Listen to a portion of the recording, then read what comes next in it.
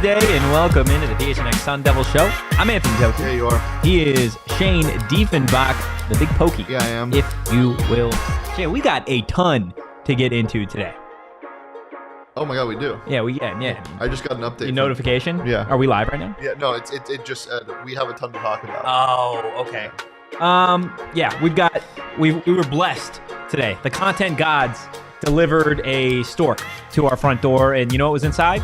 All three of the Arizona State head coaches. Kenny Dillingham. So close to being really good. It was so close to being really good. Can I just correct you? Yeah, go ahead. The content gods would be the stork in this scenario. Oh, you're right. And You're right. The three coaches would be in a diaper or whatever it was. Well, not a diaper, but a sack. A sack. Yeah, the baby comes in a swaddle. Yeah. Wow. Swaddle. Phenomenal word. Resident father. Yeah. Yeah, there you go. Yeah, we've got Kenny Resident Dillingham, Bobby Hurley, Willie Bloomquist. We've got some media deal updates. Yeah. The Pac-12 all preseason team was announced. Yeah, we have got a lot to get into. So why don't we do it? Let's start with Kenny Dillingham. He had a presser yesterday, late afternoon. It was hot in there. It was hot. And there was a ton of people in there. Yeah, and deservedly so. Yeah, you're right. This team deserves to be covered, even though they haven't played a game yet, which says a lot about Kenny. But yeah, it was sweaty in there.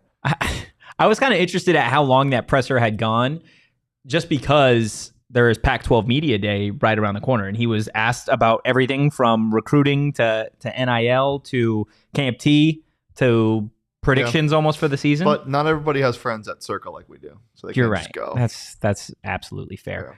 Before we get into any of these comments, just what stood out to you about Kenny's presser yesterday? First of all, his closing comment when after the last question was asked, after they were like, okay, this is the last question, he answered it, and he goes, that was it? We're good? And it was like 28 minutes, and I'm back there like, thank God, because I'm sweating and my feet hurt, and I'm propped up against the wall. At one point, I was literally like that SpongeBob meme where he's like I was literally that is a good one. Yeah, I mean, what stood out to me was just he is so like he said what we have been thinking this whole time, and I don't know if it's in one of the clips we have, but he said it during the press conference. He said, like, I am myself, like on the field, off the field, recruiting. Like he is always himself. And we talked about that a bit yesterday. Like, I almost want him to be not himself a little bit at Media Day so I can hear something different. But we did hear a lot of different things. We heard a lot of what he thought about NIL and the landscape. We heard a lot about who's going to be ready to practice and who's not going to be ready to practice come fall camp. And we heard finally what he really thinks, kind of unfiltered about Camp T. And that was great. Yeah, that is one of my favorite answers that he gave. And we do have that clip. We'll get into that in just a little bit. And look, the reason that the headline of today's show is Kenny Dillingham setting Arizona State up to shock the rest of the NCAA is in part of the 2024 recruiting class, what they've been able to do, the transfers, some of the I don't want to say unknown talent, but the slept on talent, if you will, and then the presser yesterday. Just again, every time I feel like you hear Kenny Dillingham speak, it is so clear that he has a vision and a plan for what he wants Arizona State football to be. And that is so, it's unique, not just for Arizona State fans. And I think that is something that I really, really want to emphasize, right? Is Herm Edwards, Todd Graham, just at Arizona State, right? Anytime that you would hear them, it is less of this is what we are building for 3 to 5 years from now and long term, and this is what we're going to do now. I feel like there is a nice balance of Kenny Dillingham telling you what Arizona State could be capable of this season. And again, we've got some of those comments that we'll play in just a bit, and he's pretty candid about like how he thinks this team will do this season. And then there's also in 3 to 5 years, this is kind of what you have to do in terms of recruiting. Do we have the vision clip? I can't remember. In terms of like selling the vision to recruits? Yeah, we do. That's like that's by far, I think, my favorite. You'll hear when we get into it, but he talks like every fan wants a coach to talk, and that's kind of where I have to pause a little bit because look, like this team hasn't played a game yet. Yeah, and he said it. They might shit the bed. We just don't know. I don't expect them to, nor do I think that it's even a real possibility barring injuries. But like, we do have to pump the brakes a little bit because this whole summer it's been great because this is very fun and having a coach that cares is awesome. And every time you walk out of a press conference of his or just talking to him, it's like, shit, I'm ready to jump off a cliff and fly. Yeah, but I'll actually fly. I'm going to spread my wings and soar and caw. I'm ready to run through a wall. And I mean, after you listen to just 28 minutes of him answering questions, you get a good idea as to why recruits and transfers are ready to run through a wall for him when he's trying to get them to play football for him. Yeah. Right? Like, he's not even trying to do anything. He's just answering our questions. Yeah. But when he is like, I can't even imagine sitting in a living room or a conference room with him and him being like, let me tell you why you should play at Arizona State. I can't imagine what it's like when his wife just asked him how his day was. Like, I bet that response is like, I bet his wife sometimes like, oh my God, I just wanted to know how your day was. And he's like, look, this is what we did today. It was great. He's just such a, I wonder what Kent's going to be like. Kent's probably going to be a motivational speaker. Yeah. Well, I mean, Kenny was asked about it. He's not the next quarterback. He is the next coach for Arizona State down the line. We've talked a lot about recruiting this summer, and rightfully so because of what Kenny Dillingham and BC and Samp and really this coaching staff as a unit have been able to do. So one of the very first questions that Kenny was asked about was just a little bit about his recruiting philosophy and the strategy really in general. And this is what he had to say. Yeah, I mean, we're going to recruit people who want to be here. That's the number one thing about our philosophy is there's no tricks, there's no gimmicks, there's no promises. There's in the world of NIL, there's zero NIL talk at all because I want people who want to be here. I firmly believe that. This is a special place. I have a passion for this place. When people walk into this building, they better have a pride in it. They better have a passion about it. And that's what we keep the main thing when we talk and recruit is, do you want to be here? Do you want to be a part of this? Do you want to be a part of something that could be special? And if you do, great. And if you don't, great. You know, there's a lot of athletes out there. Yeah, and he also talked about a lot of like, I'm not trying to recruit the 5 stars, that the people that on paper are going to make the biggest difference. I'm trying to make sure that I'm getting somebody who wants to be at Arizona State. And why they want to be at Arizona State is there could be a lot of different reasons, but they all should want to be here and want to play here. This shouldn't just be a stepping stone. This shouldn't just be a path. Yeah, absolutely. And I think that's he later on in that answer, he talks about how the reason that this is such a important job and a dream job for him is the family side of it, right? And he was talking about in terms of recruits, like he doesn't offer Arizona recruits anything else than he offers like an out-of-state recruit. There's no NIL money involved in it. Mm-hmm. The only thing different that he is offering these Arizona kids, whether that be, an incoming transfer or an actual recruit, is the opportunity to, quote, work and play hard at Arizona and do it in front of your friends and your family, right? That is the opportunity that he is trying to offer Arizona kids, and that is the opportunity that was afforded to him, right? Kenny Dillingham quite literally could have been a head coach at any other place. In reality, there were plenty of openings that he could have taken. However, Arizona State was his dream job for that reason, right? He wanted to be able to come home and do it in front of friends and family.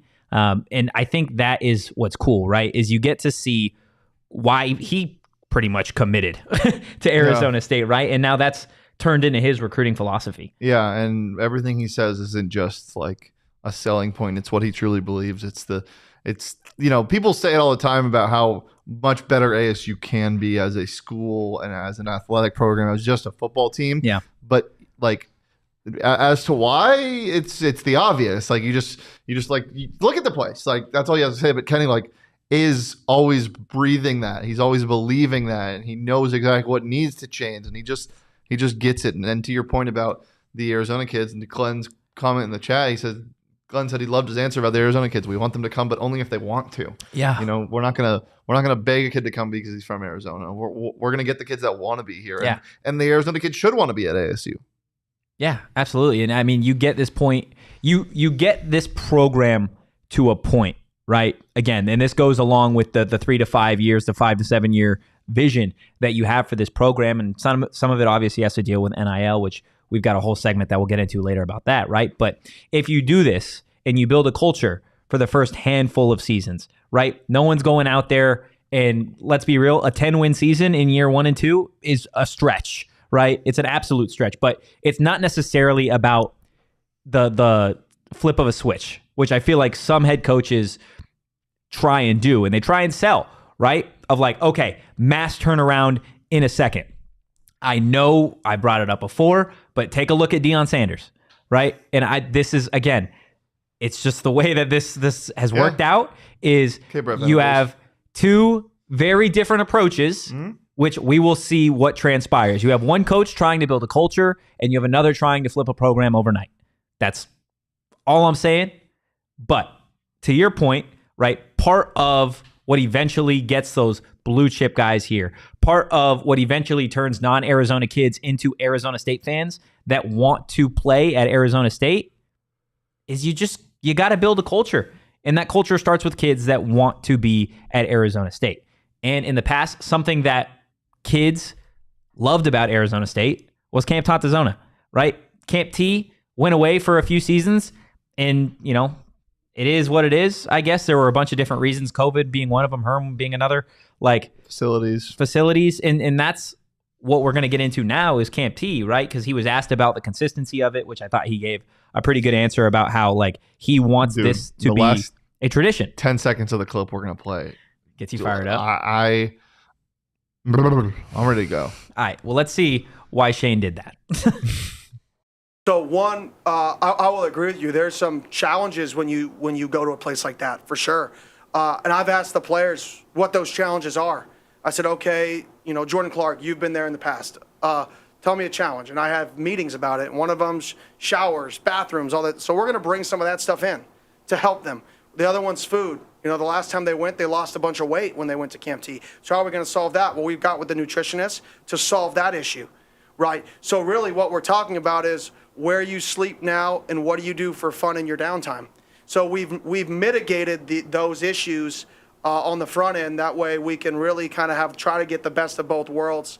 But part of this is to be uncomfortable. Part of this is the football is not comfortable, right? You go on the road at Washington State, Oregon State. Those aren't comfortable games. Those are very uncomfortable games. You stay 45 minutes away. You drive. It's cold. It's rainy, right? It's just uncomfortable, right? That's why nobody's ever gone undefeated in Pac-12 play. It's because the league is so diverse in terms of the different places you play. So I think you need to put your players in these adverse situations to get them to wake up and their back hurts because they slept on a single, right? But they still have to go practice. That's part of life. That's part of football. That's week 9, right? And to think that's not week 9 is false. God, he does make you want to run through a wall. But safely. Yeah, safely with a helmet. Mm-hmm. God, that's life. That's football. That's week 9. That's week 9. Right, and that's sleeping again in a single week 9. But again, to be able to translate that, right? The idea of challenges in a non-traditional sense, in a non-football way, finding purposes and things in everyday life that are just staffs like Herms wouldn't do. Like it just And like again, not even comparing, right? But the hard reality and the truth of what he is saying, right? Like it could have been very easy for him to just say, yeah, we're gonna get new facilities. Right? Or we're going to try and do this, or hey, straight up, we don't, it's not in the budget. We're not going to be doing that. But for him to, again, not only say, hey, yeah, there are certain necessities that we are working to fix for these athletes, nutrition, the bathroom situation, showers, whatever, but then to also say, hey, look, the reality of not only life, but football is when you do get to week 8, week 9, you're in an overtime game, whatever.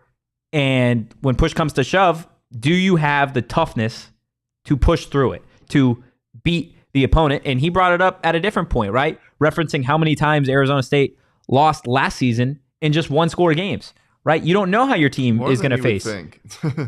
You don't know how your team is going to respond to adversity. However, something that we've seen from Kenny Dillingham, really from the moment that he was hired, right, is preparation. He's got a plan. He's got a plan for what Arizona State is going to look like in 3 to 5 years. He's got a plan for his recruits. He's got a plan for his team facing adversity. Again, granted, he doesn't know how his team is going to respond. And he said, look, I haven't seen them play a game. I've seen them play practice. Mm-hmm. You just don't know how they're going to do it. But one thing that you surely can believe, if Kenny Dillingham is involved, he is going to make sure that there is a plan and that his guys and his team are prepared for it. Yeah, not only prepared, but more prepared than the other team.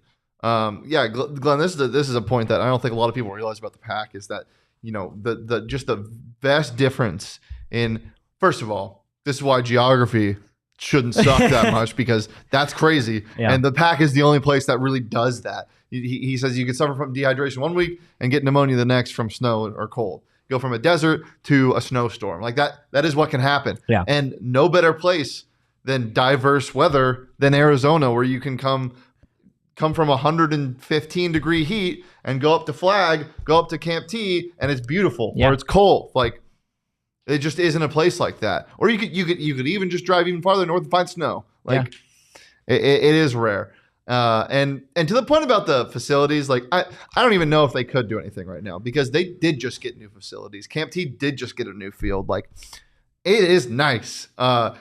Nice for D1 athletes. You try to take some Nick Saban type kids here who have been given challengers and really nice cars and their parents' houses, NIL money to a field like this and to sleep in bunk beds. I don't know how well over that would go, but the culture that he's establishing here and the vision that he's trying to sell, he's not trying to sell the vision that's going to happen in 2 years. He's trying to sell the vision that they're creating right now. Yeah. And that might not translate into a 10-win season in year one. It might not translate to even being 500. I mean, it'll sure as hell translate off the field and how these teammates work together and the bond they're going to build. Something he talked about with Camp T is they're not just going to, stick to their normal practice schedule, where at 10 a.m. they practice, at noon they have lunch and do walkthrough, and then at night they're watching film. Yeah.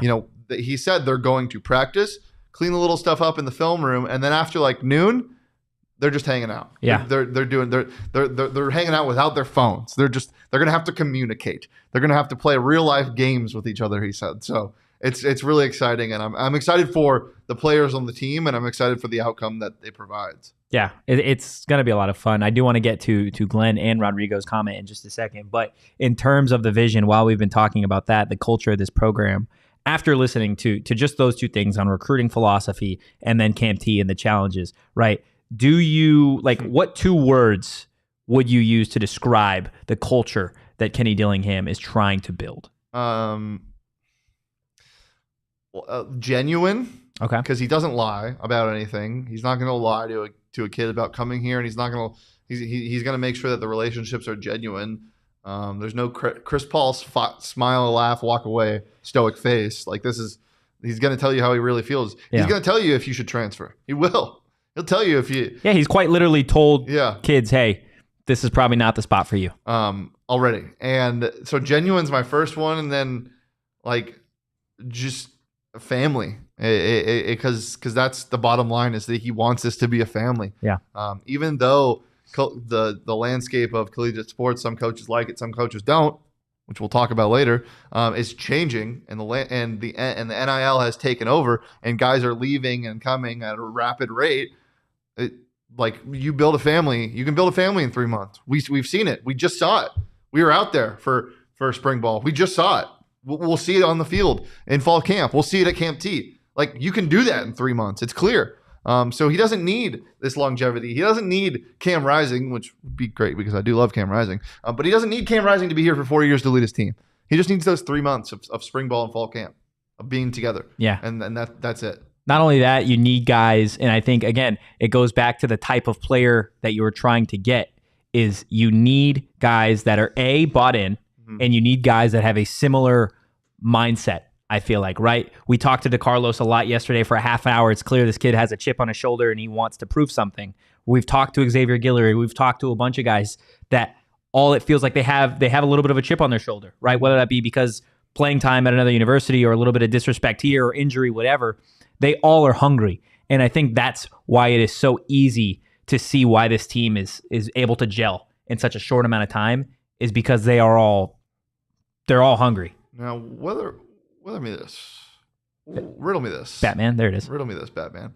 Where did chip on your shoulder come from? Chip on your shoulder? Is there it's talking about a physical chip, right? Not that's something you eat. I don't know where that came from. I'm just happy that I got the saying correct. Yeah. Because that is tough for me at times. So Chip. Where do you get the chip from? is it? It's not a chip though that you eat, right? I like it's- to visualize it. chip on your as a shoulder. I nice feel like chip. comes like Where? Read it. What's the Hold definition? on, I gotta find that. Oh, you're coming? You can Okay. read. Okay, no, yeah. Look, we're talking about what. This is a great conversation to have while you're on OGs. There you go. It's just absolutely phenomenal. Guys, OGs, if you haven't tried them, they are the best scratch-made gummies in Arizona, hands down. They've got the best flavors. The pink lemonade gummies are here. My personal favorite because they quite literally taste like pink lemonade. And then you've got other flavors, right? You've got the watermelon, you've got the red apple, the peach, the blackberries and cream, the orange creamsicle. They've got a flavor and effect for everybody out there, guys. OGs doesn't miss when it comes to flavor and effect. So get your pink lemonade gummies while you can. Check out OGs online at ogsbrands.com and on Instagram at ogsbrands. You can also find their products at your local dispensary. You do got to be 21 years or older, though, to purchase. Life was weird in the 19th century. Oh, God. I mean, life was probably just bad in the 19th century. Yeah. But so the origin of the phrase comes from and refers to a practice seen in America during the 19th century, so even worse than I thought, in which boys spoiling for a fight. First of all, boys spoiling for a fight. They're is a spoiling crazy for sentence. a fight? Boys spoiling for a fight would place an actual chip of wood on their shoulders before walking around belligerently daring others to knock the chip off, in which then they would fight. Huh. Wow. Yeah. The more you know, I guess. It's not something I ever thought of. Yeah. For some reason, I thought it had to do with like ice. I was thinking like Diminishing returns would go crazy. I was thinking like somebody chipped a piece of your shoulder off and you're like walking around. That's why I thought of looking ice, for like revenge. a ice sculpture or something, like chip off the shoulder. No. Yeah, it is what it is. They didn't have the beauty of Four Peaks. back then. They got fish and chips, but you don't put them on your shoulder. There you at go. Four Peaks. There you go. The beer battered fish and chips are elite, and it's getting hot, man. It's getting real hot. Actually, it is hot. It's just hot It's right getting now. spicy. It's 115 degrees No, with you're right. 20% It's just, humidity. it's hot outside. What are we doing here? Yeah, no, it's hot. The weather's great. 9 months out of the year. 8 months out of the year. Yeah, 8 months. You It's agree with good. It's good year round if you got a 4-piece in your hand. Though. Yeah. It's always great when you're with Four Peaks. It's cold inside of their pub, their 8th Street pub, and even if you're outside, there's some misters. It'll cool you off a little bit. And if you're too hot, just get drunk. It's fine. Relax. I mean, that works too. Does it work the opposite way, where if you drink, you know how what's it called, the alcohol jacket? When you're cold, you drink, and you're not that cold. Never Does it heard of work? that before. Really? Yeah. Really? Yeah. You've never drank alcohol and warmed up? Liquor. Yeah. Yeah. Oh, I didn't know that was called something. Yeah. Oh, yeah. It's like the beer jacket or something. Alcohol jacket. Sure. I wonder if it works the opposite way. We could just, yeah. Anyway, guys, get some Four Peaks. Check out at Four Peaks Brew and at Four Peaks Pub to keep up with the latest at Arizona's hometown brewery. We got to be 21 years old to drink Four Peaks, and please drink it responsibly. Please. Drink responsibly. Please. 4 Peaks. Get it in you. All right. We've got another clip that I want to get to in terms of the adversity, right? And we talked about it a little bit earlier in terms of Kenny being asked, he doesn't really know, like he was asked about the unknowns of the team, the unknowns of him, right? Being a first-year head coach, like you don't really know how that's going to go down, I guess, right? And I feel like this is another question that he gave a really well thought out answer to. Every question is. Yeah, that's This is fair. my favorite answer. No, You're this right. one's my favorite one. No, this Is this your new favorite one? This one's my new favorite one. Okay, let's see it. Yeah, I mean, unknowns are just, what do we look like through adversity? You can try to create it, but you don't know it. You don't know it till you're in it, right? Nobody knows how they respond until they get put in that situation. So that's an unknown, and those are the unknowns that define games. Because, I mean, you win or lose, if you look at a season, it's one possession. Those are the games that take you from a 5-win team to an 8-win team, right? Or from a 3-win team to a 6-win team. I think they lost last year 5 or 6 games of one-possession games or something crazy of one-possession games. That's the adversity within a game. You never know how you're going to respond to that till you're in it. You never know how your guys handle that till you're in it. You never know how they handle pressure till you're in it. And those are the unknowns. For myself, being on the field, I haven't been on the field since I was a freshman high school coach. I haven't been in the box since I was in varsity as a high school coach, since I was a varsity coordinator, since I was a GA, since I was a position coach. I've been in the box, so golly, how loud is it going to be?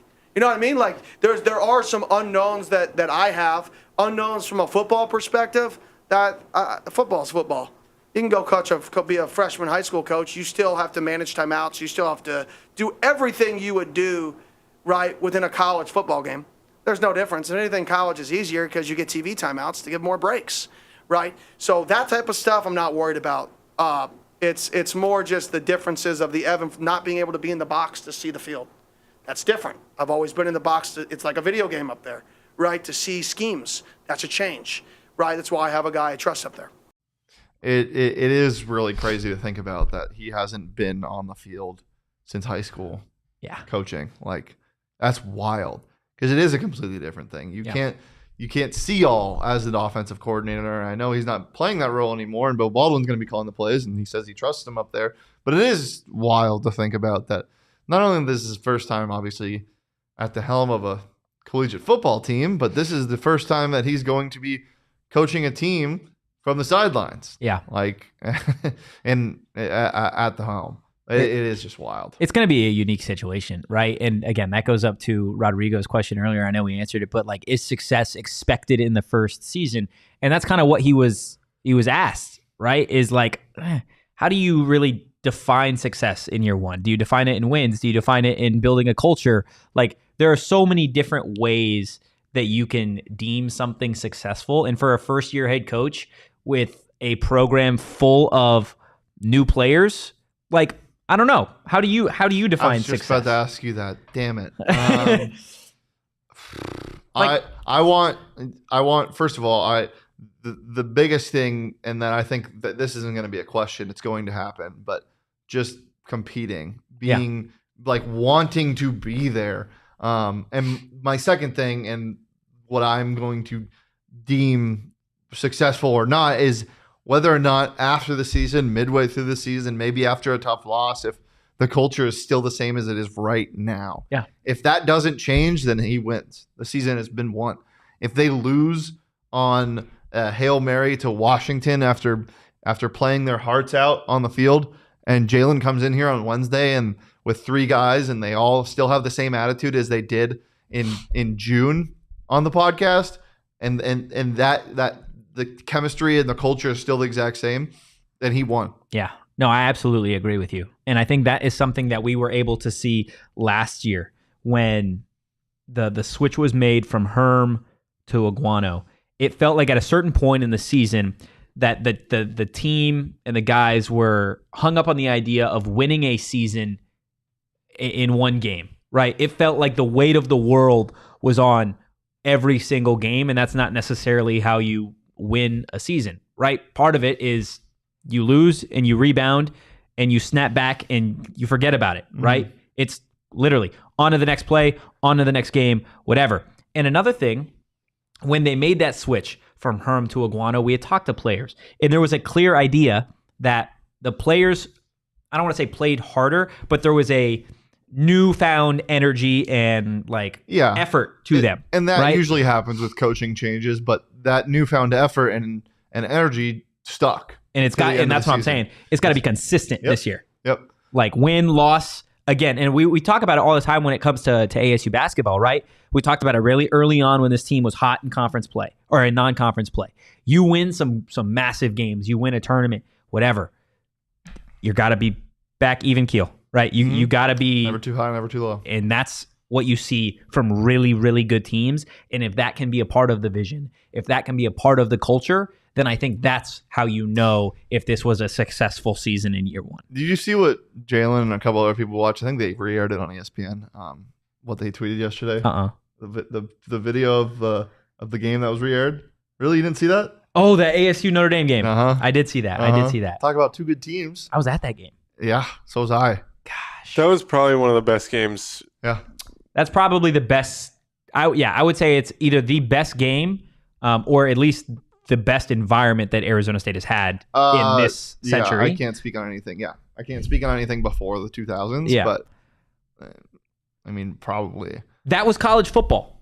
I mean, that was elite level college football. But but no, you're right. That was elite level college football. But we haven't even gotten back to college football. Yeah, the last time I remember ASU playing college football, which is crazy to say, is like the Ayuk touchdown to get Oregon out of the college football playoff. Like that is the last like true like collegiate holy shit, this is football memory I have. Is there a game after that? But I don't think so. Not in terms of environment, right? And even that environment wasn't what it was with Notre Dame. And this is, ironically enough, because we're talking about that game, I know when you look back at this for Arizona State and Notre Dame, you hear Arizona State players, former players, coaches, whatever, they talk about that environment. Even Glenn in the chat, best environment, but not the best game, right? The crazy thing is, you've got a program when every game is that same environment. I know that was a massive game for Arizona State from an environment perspective. I've covered multiple seasons at Notre Dame. Every single game is like that. They could play Toledo and the environment is the same thing. Yeah, but they could also be bad and the environment's about But the same. that's part of the vision. And that's tradition. And that's long tenured tradition. You're right. It is. And that takes a while, but you have to start somewhere. And that's what he's selling. Yep. Is we are not going to you don't get that by a flip of a switch. Mm-hmm. You don't get that just because you had 110 win season, right? It literally takes a village, the Valley, if you will, to actually get to that point. The Valley people, dude, that's a T-shirt. Valley, oh my god, the Valley people, the Valley people, and get the Village People's album cover, but it's Kenny BC's. Wow. Somebody in the chat. Well, actually, I mean, I could make that, but nobody take that. Let's don't make that. Let's have a meeting after this. There you go. The what's it called? The Men in Black. You didn't see anything. You didn't see nothing. You didn't see nothing. I wish I had my glasses on for that. One thing that I do want to talk about before we move on to all the NIL stuff and the rest of the media deal, because there are some phenomenal comments from Bloomquist, from Kenny, and from Hurley in terms of NIL. So we will get to that in just a little bit. But the 2023 football preseason All Pac-12 first team was announced, and the second team. And guess what? The University of Arizona State got screwed. The University of Arizona State. Yeah. Yeah, there was no Sun Devil on the first team list. I can understand the first team list, right? Look at some of the names on here, right? Like there, Dorian Singer, Caleb Williams, even Bucky Irving, right? There are guys on both sides of the ball. Travis Hunter for Colorado in terms of defense. Like there are just some phenomenal guys when it comes to this first team, both offensively and defensively. And the same thing goes for the second team, right? But when it comes to Arizona State, the honorable mentions, you have Jalen Conyers, you have Ro Torrance, you have Cameron Scadaboo, and you have the long snapper, the one and only Slater Zellers, right? Like, that's all you have for honorable mention? You're telling me Elijah Badger's not worth an all Pac-12 preseason honorable mention? Honorable mention for sure. Who was, if I'm not mistaken, fourth in the Pac-12 last season in receptions? Yep.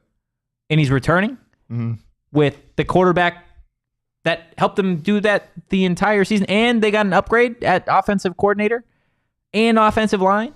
And they gave him a new receiver. Just a better staff in general. And you're telling, this is the one that pisses me off, is Jalen Conyers. Jalen Conyers not even being, Jalen Conyers deserved to at least be on the second team preseason. Like, this is a guy that is widely considered Who's the tight end on that list? Some motherfucker from Stanford. Utah's tight end is first team. Yes. Yeah. And then second team is Stanford. Jalen Conyers, brother.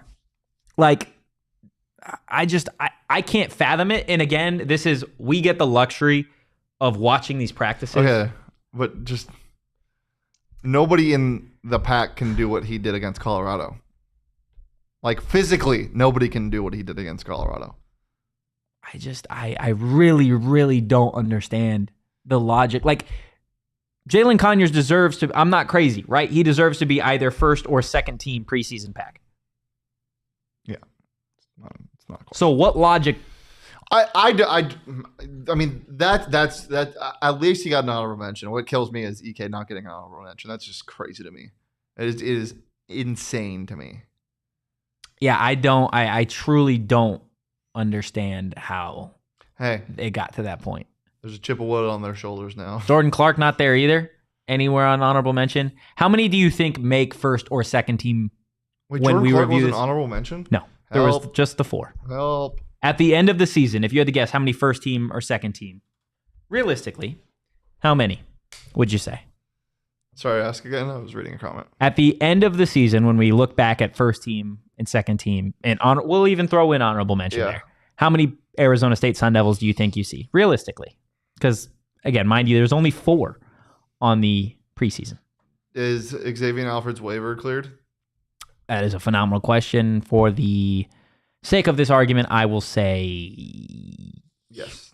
Just say yes. I'll say yes for the sake of the argument. So with honorable mention? Yeah, with honorable mention. Give me 5. 5. Yep. So just one more than they have now. Yeah, but I would say they're. Oh wait, I didn't even think of the. Hold on. Well, and these 4 don't necessarily have to make it. No, I know. 7. Who are they? The 4 on there. Okay. Add Jordan Clark, Xavier Alford, and EK. And EK. And do you think they all end honorable mention, or do you think, like, where do some of these guys land? Do you get some I don't know first what team or Dorian second Singer's teamers? going to look like in USC's offense, if I'm being honest. He had 1,100 yards last year, correct, which is crazy. USC's got a stacked receiving room, and I know they throw the ball a lot, but they have Tyreek Hill on their team, and he's a freshman. Yeah. Yeah, I don't know what the rest of them are going to look like. Glenn saying freshman of the year, Rashada. I'm going to say... I'm so excited to see him play in fall camp. Yeah, it's going to be interesting to see how he's progressed over the summer. Give me... So the 4 we have... Ooh, I like BJ Green sneaking in there. We got Scattaboo, Rowe. Rowe, I think, makes Pac-12 second team. Jalen, I think, makes Pac-12 second team. I think Jalen makes Pac-12 first team. Zellers. I think he's close to winning tight end of the year. I think he's going to have the In the best year Samaki any Award, tight end has ever had at ASU this year. You've got, I think JC is on at least honorable mention. I think Xavier Guillory sneaks in honorable mention. EK's on a team. EK's on a And yeah, you got 6 or 7, I think. And again, there is so much. Alford and Clayton Smith too. Yeah. I think Travion Brown's going to surprise some people. It's a slept on roster, man. It's a slept on roster. It's a slept on team. And again, rightfully so. You heard to Kenny's point, right? You don't know how these guys, you've seen them practice. You don't know how they're going to play. Mm-hmm. But in the same way that they could disappoint you, they could surpass your expectations as well. And I think that's where we're leaning, is that we think this team could certainly finish. I think this team could finish above 500. Mm-hmm. But they are certainly, in my mind, going to finish better than 10th in the Pac-12. Yeah. I just don't see a Kenny Dillingham coach team that settles for 10th place. I mean, let them sleep. Think about that, right? Just and if you were taking every coach in the Pac-12 and you listen to them all speak for 10 minutes and tell you about their team, whatever. And at the end of it, you're like, okay, Lincoln Riley here, Kyle Whittingham here, whatever. You are going to sit here and you're going to tell me, and again, players, and it is what it is, but after listening to Kenny Dillingham speak for 10 minutes, that he is going to settle for 10th place. I mean, I just don't see it. I just don't see playing, it. Though. I know he's not, but you've heard him speak. Yeah. And again, no, it's the unknowns that he addressed, the unknowns that these guys might not be as good as they are in practice. They could be better than they are in practice. You just don't know. So I'm fine with the rankings of them being 10 because you just haven't seen them play. It's whatever. It doesn't matter to me. But it's the disrespect of guys who did this shit last year, like Elijah Badger. It makes no damn sense to me. Look, until they can keep sleeping on this team, and when their alarm goes off. Actually, their alarm won't go off. They'll sleep through it, and ASU will wake them up and be like, "I'm here, hello." Yeah, I love that. Mm-hmm. That was phenomenal. For everybody on audio, he shook the mic wake with 2 hands. Wake up, Mike. Wake up.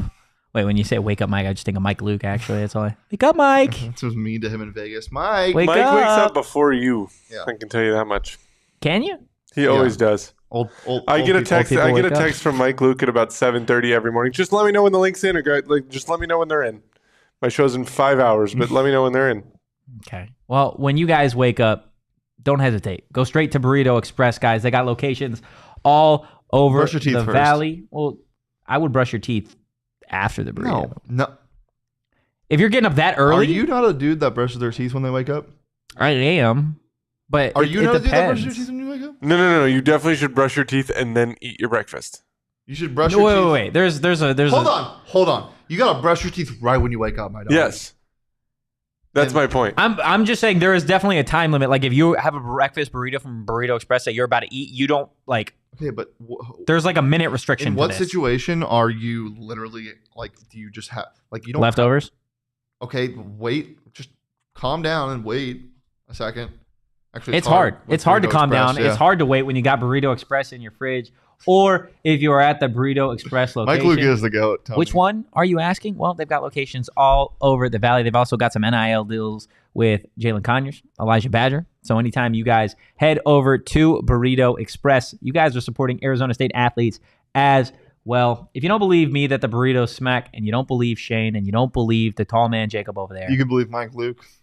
And just go check it out for yourself. Like I said, locations all over the valley and the food smacks. Check them out and give them a follow on social at Burrito EXP. You know what the food does? What if I just hit Wake him? up, Mike. What if I just slap the shit out of me? Slap the shit out of him. That would be uncalled for. Yeah. Well, it'd be fine. Okay. Why would it be fine? Because you could just roll over and be like, ow. I gotta log into BetMGM now. I don't know, guys. Log into BetMGM right now. And if you haven't signed up yet, what are we doing? Free money. Guys, sign up for BetMGM. Use that bonus code PHNX to repeat different offers depending on where you live.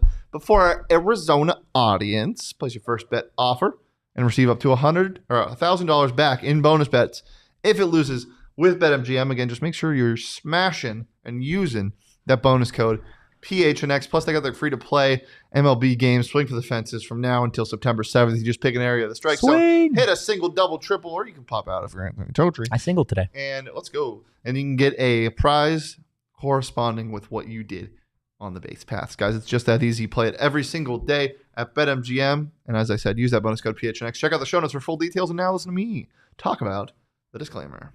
Disclaimer, 21 plus to wager. Visit BetMGM.com for terms and conditions. U.S. promotional offers not available in Washington, D.C., Mississippi, Nevada, New York, and Ontario. Gambling problem? Call 1-800-GAMBLER. Colorado, D.C., Illinois, Indiana, Louisiana, Maryland, Mississippi, New Jersey, Ohio, Pennsylvania, Tennessee, Virginia, West Virginia, Wyoming. Call 877-8-HOPE-NY or text HOPE-NY 467-369, New York. Call 1-800-NEXT-STEP, Arizona. 1-800-522-4700, Kansas, Nevada. 1-800-327-5050, Massachusetts. 1-800-BETS-OFF, Iowa. 1-800-270-7117 for confidential help, Michigan.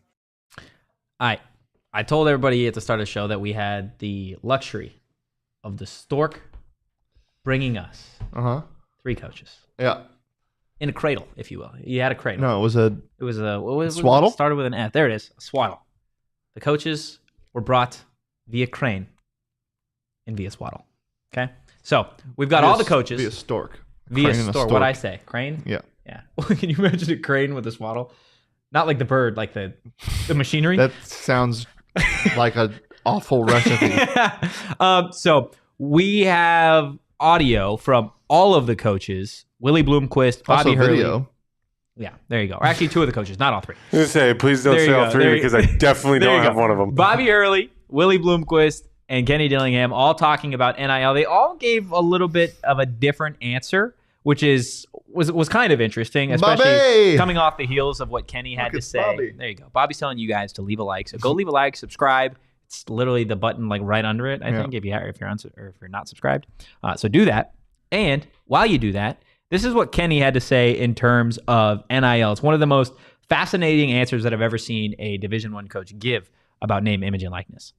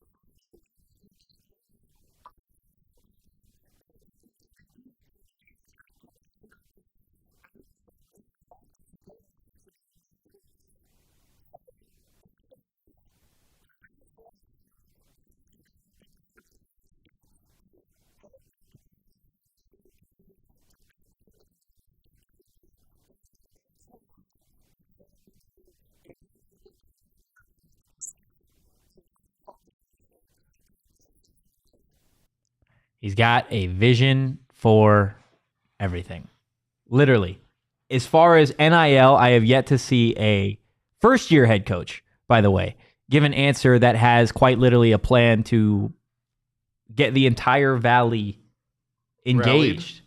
There you go. Engaged with the team to try and like fully utilize NIL to its full potential for Arizona State, right? Saying, quote, that I hope I do such a good job that businesses and people flock to pay Arizona State players the maximum amount possible, right? Like, and you'll see in the juxtaposition with Willie Bloomquist and Bobby Hurley, like it's super unique to see all these different perspectives.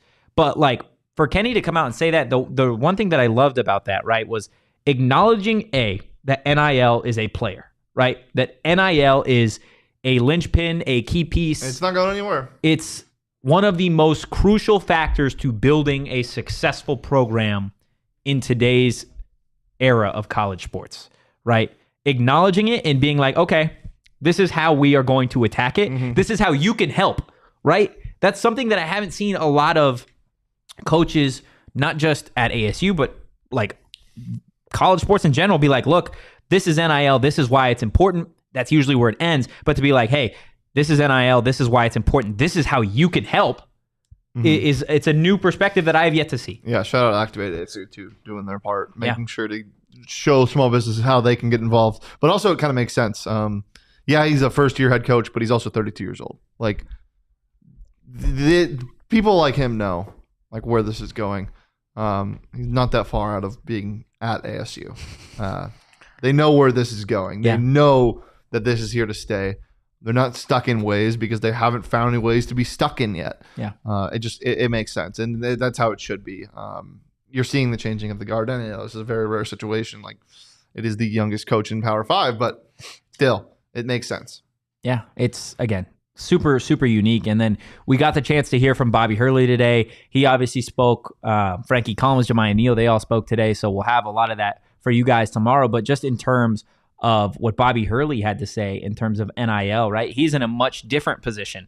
You look at, obviously, the roster size is completely different. Mm-hmm. And we've got a quote about the roster turnover that we'll get to at a certain point. But this is what Bobby Hurley had to say in terms of how NIL is impacting Arizona State basketball.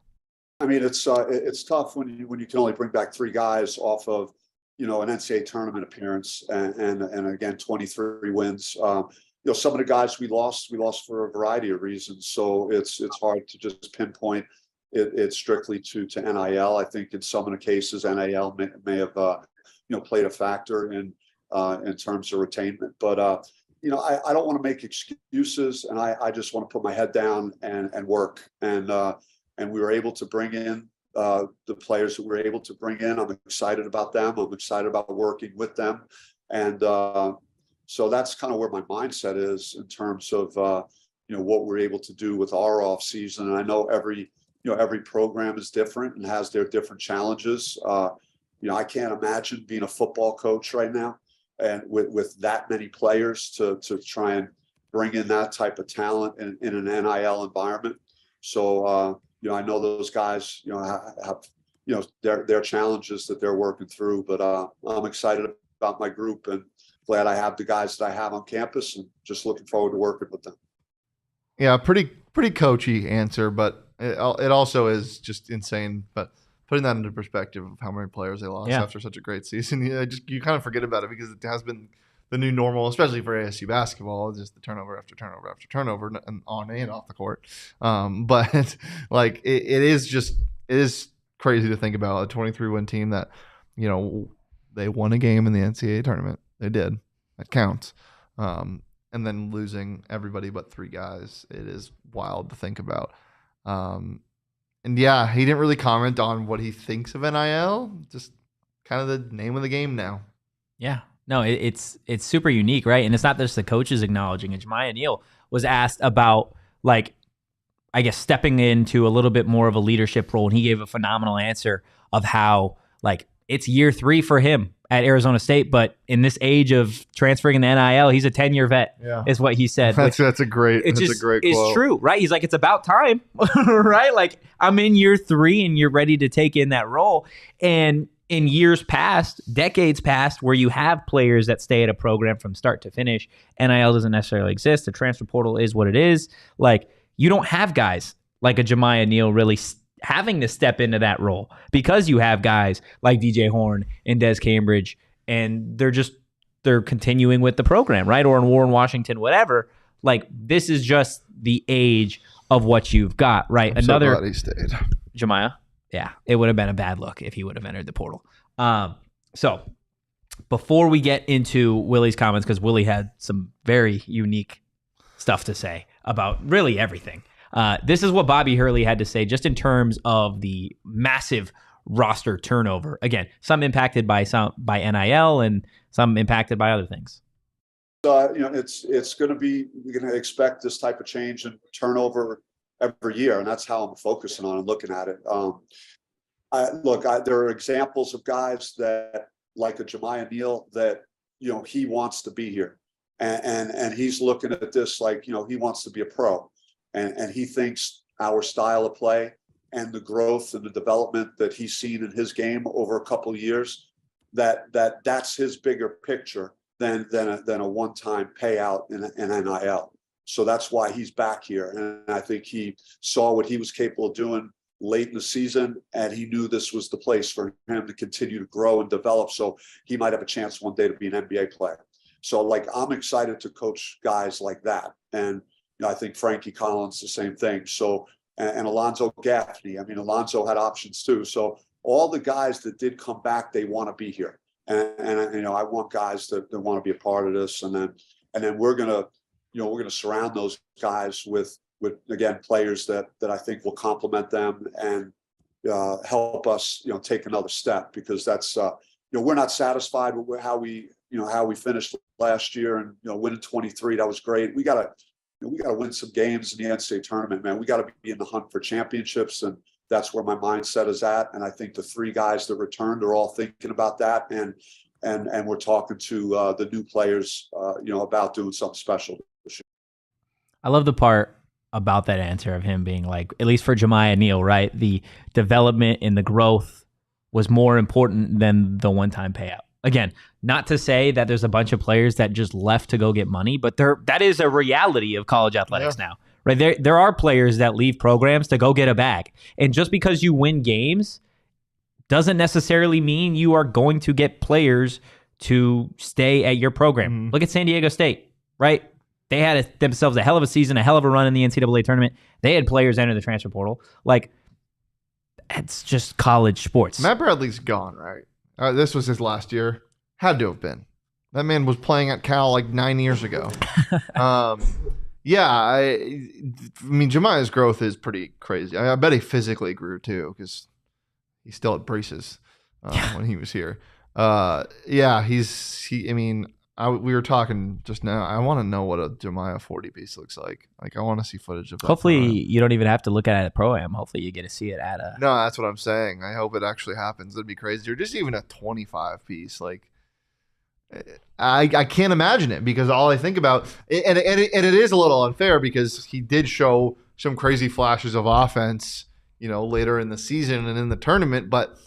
When I think of Jemiah Neal, I think of Bambi. I think of a guy that is dribbling it off of his own foot, and not because he's a bad player, because he's not. He's an awesome player, and he's an athletic freak, but just because I think of him as a raw freshman. That's the only thing I can think of him as. And it's going to be awesome to see what he looks like.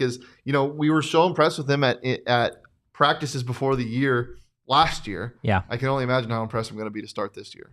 It's definitely going to be something to watch. Glenn brings up a good point. Both coaches seem to talk about, quote, guys that want to be here. Bobby especially. He's probably so sick of guys that don't want to be here. Yeah, which makes you think recruiting is filtering between half these athletes. And it's part of it these days, right? Like, how much does a guy truly show you on his visit or in a conversation of he wants to be a Sun Devil, right? And I feel like at certain programs, that's probably pretty easy. I feel like Alabama, Georgia, Ohio State, Michigan, you don't really got to worry about guys that want to be there. And even if you do, Kenny brought it up. The talent is going to filter the guys out that don't want to. The 5-star guys, they'll get you through it, right? But that doesn't come overnight. Like, there is something that has to change and be built. You heard it with Kenny, and you heard it with Bobby, and that's why I think Willie's comments about NIL and even the transfer portal about Luke Hill today, like, and that's what we're going to get into now. I think it is super. I don't want to say off-putting. It's just, I guess, a different perspective that I didn't expect to hear from somebody who, out of Bobby Hurley and Kenny Dillingham, was the most recent to play college athletics. Like, it's super unique. So Bloomquist, when he was asked about NIL today, said a couple things. Said, quote, "It's going to destroy college sports. It isn't regulated." Said that while student athletes should be paid, tampering is rampant. It's, quote, "a very ugly business." Like, I get it. And then he was asked, that first comment is not, it's not wrong. It might, again, saying it's going to destroy college sports is the sky is falling, kind of. I don't really agree with that because it can be regulated, but it is not regulated, and tampering is rampant. Yeah. And it is ugly. So I'm with him so far. 100% I'm with him. Okay. Except I don't think it's going to destroy college sports, but it needs to be regulated 100%. Yeah. I think, and again, it is still so early on.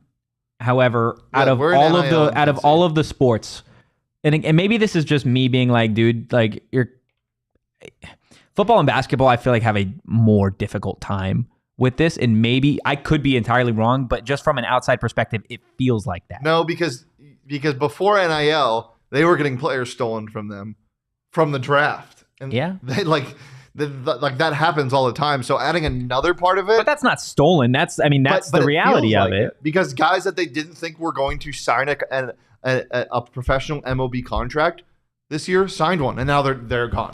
Like that is one part that they had to deal with before, and putting this on them now is even crazier. So okay, so if I asked you can NIL be fixed, what would your initial answer be? It's going to be so hard because it's not like the NBA where you only have to keep tabs on a couple of teams and whatnot. There's so many.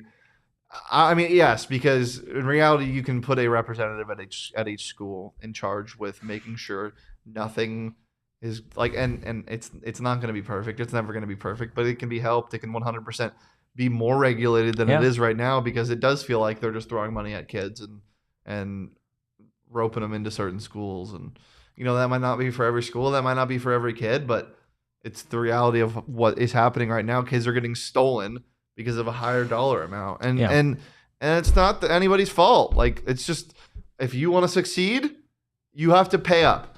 If you're a collegiate athlete, you probably want money, and you have the power to do that. And that is not wrong. That is 100% not wrong to go get your bag as a collegiate athlete. No, yeah. And because you deserve it. But yeah, it is, like I said, and like he said, right, there are some issues with it, just like there is everything. And that is the Shane Diefenbach answer. I want you to do a little bit of role play for me here. If you are the head coach of a Division I baseball program and you are asked, can NIL be fixed? Give me a 30-second answer about that. Can NIL be fixed? I'm not. I know you're being put on the spot here. I'm not a coach. But you're not. But if you were, this is how you would respond to that question. Yes. That's what I'm going for, is your response to this more I'm so. not sure at this point. We might be too far gone. Help me, God. That's how you help me, God? That is not how I would do Okay, that. well, this is Willie's response to it. If you could put toothpaste back in the tube, let me know. It will get worse before it gets better. That goes crazy. But, hey, he's not wrong, though, because you take this away now after being so No one's saying that they're going to take it away. Okay, but the toothpaste is squeezed. It is squeezed dry. Yeah. You're rolling it up at this point. And now you're like, oh, we should put half of it back in. Like, that's not going to work.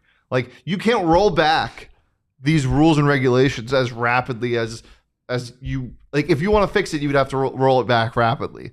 Put regulations on it, because these next 3-4 years, you can't fix it. Like, it's not going to be fixed.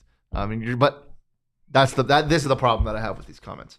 You got to adapt. You have to find a way to adapt. And I know you the playing field is completely imbalanced. Like, it is unfair for Willie Bloomquist and ASU. They don't have the money that a lot of these schools do. Historically they are a successful program, but right now and recently they are not. So recruiting is not easy right now. I think that's maybe, now that we're getting into it, what irritated me is, like, you hear Bobby, you hear Kenny, right? Okay. Well, can I get ahead of this first though?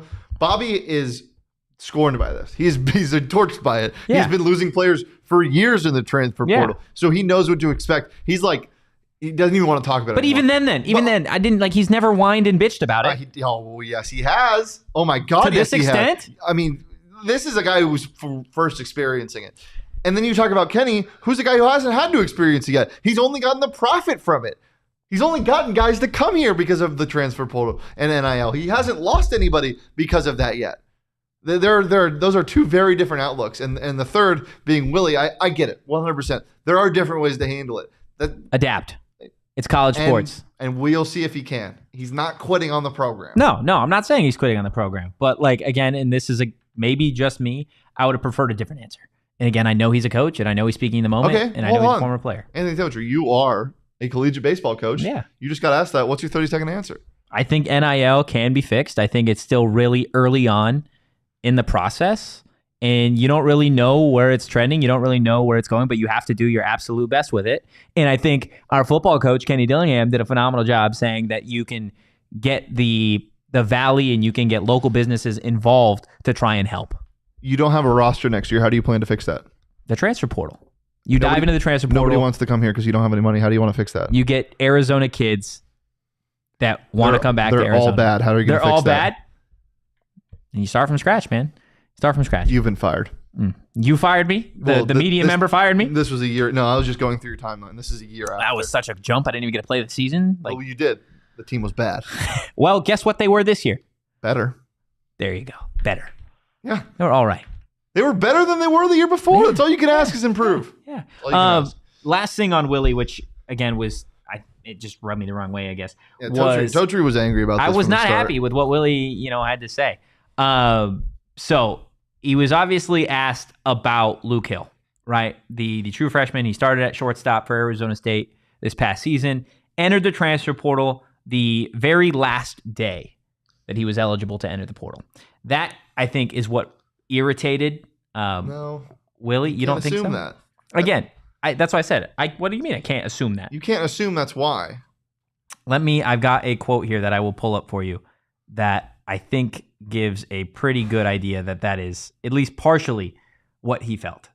Let's see if I can find it here. Regardless, he was very, very hard on Luke Hill. Again, a kid, right? That entered the portal the last day that he was eligible to. He committed to Ole Miss. He said the teammates were going to be happy that he. Yeah, was they gone. said the team as a whole was like better without, which is simply not true. Again, I'm going to find the quote for you right now. So this is what he said. A couple different things.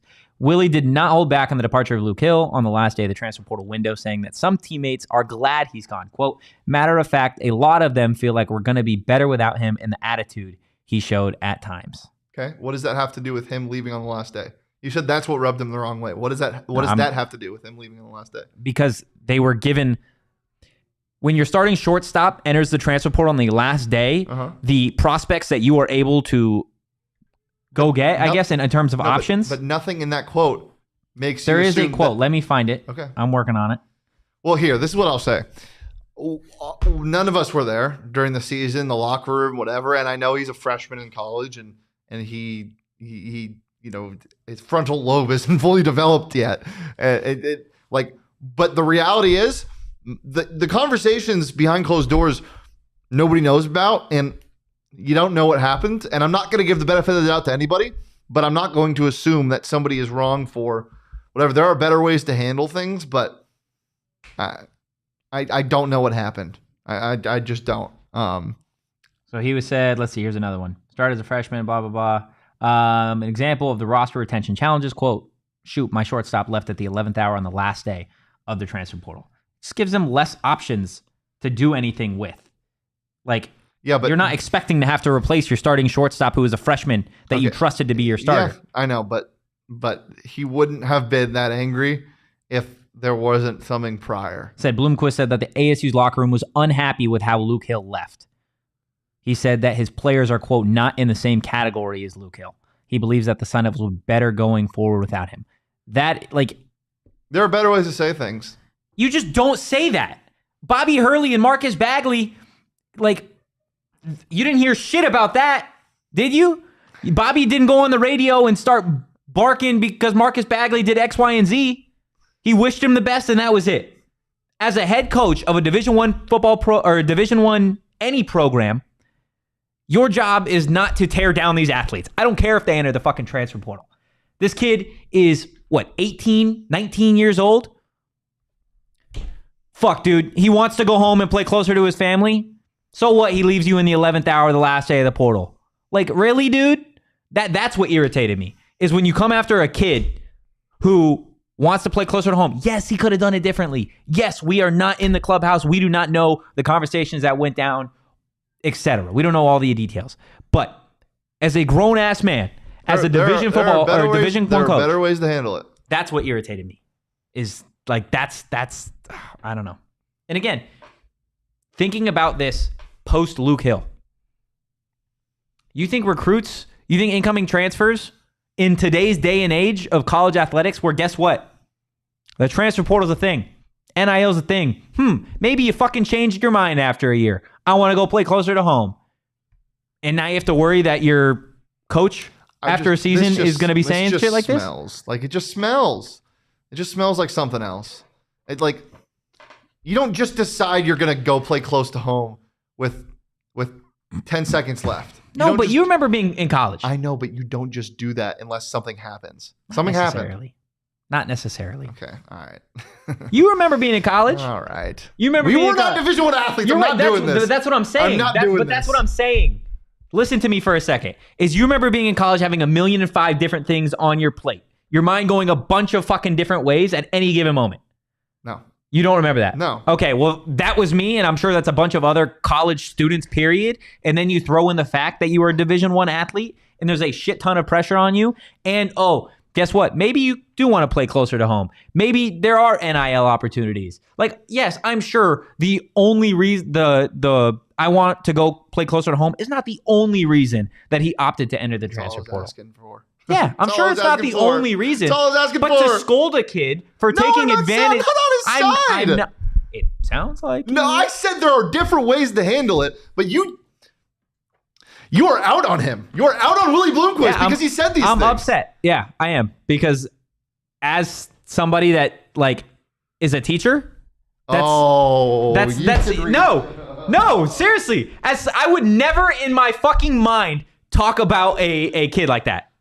That's what irritated me. Talking about Foco now. Now I'm gonna tell you a little bit about Illegal Pete's. That's what I'm gonna do. Comparisons are insane. They got the best and the strongest margarita in Arizona, guys. It's your go-to spot this summer. Kick back and enjoy an ice cold marg or cool off with a bucket of high noons. They've got a great deal. 5 high noons for just 22 bones. And don't forget to follow at Illegal Pete's on Instagram to stay updated on all their big events and deals going down this summer. Stay tuned on their stories to win free tickets to the concerts you are dying to see, guys. Illegal Pete's is here to make this summer one for the books. Did you just get done dirty by somebody, or did you just do somebody dirty and maybe leave? You got to get some new gear for your new school.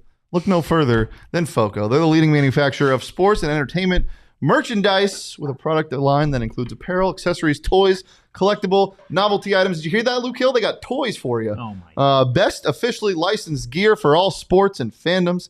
It's baseball season. Aloha shirts, straw hats, polos, bags, everything you need for a game. Plus, they got our set done right. Foco always has our back for Arizona sports, and they got yours too. Get the best gear around by visiting foco.com and using code PHNX for all non-presale items. Use that promo code PHNX for 10% off. Foco, Illegal Pete's. We love them. We love them. All right, before we get out of here, media deal update. Yeah, we'll talk about that. We'll talk about that more tomorrow. You want to talk about it a little bit more tomorrow? Well, I mean, we can touch on it. We can read what Heather Dinich reported.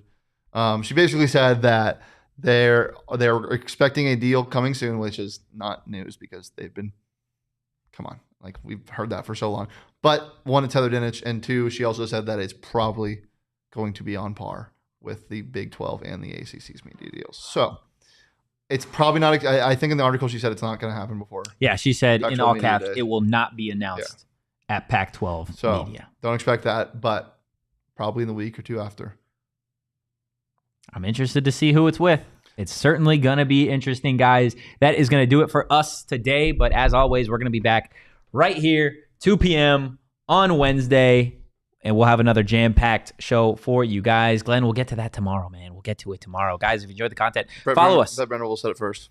At PHNX_Sun Devils. You can follow me at Anthony_Totri. You can follow the Big Pokey over here at Shane Deef. Just being cordial for 50 minutes, then screaming at each other as always. I'll see you tomorrow. Peace.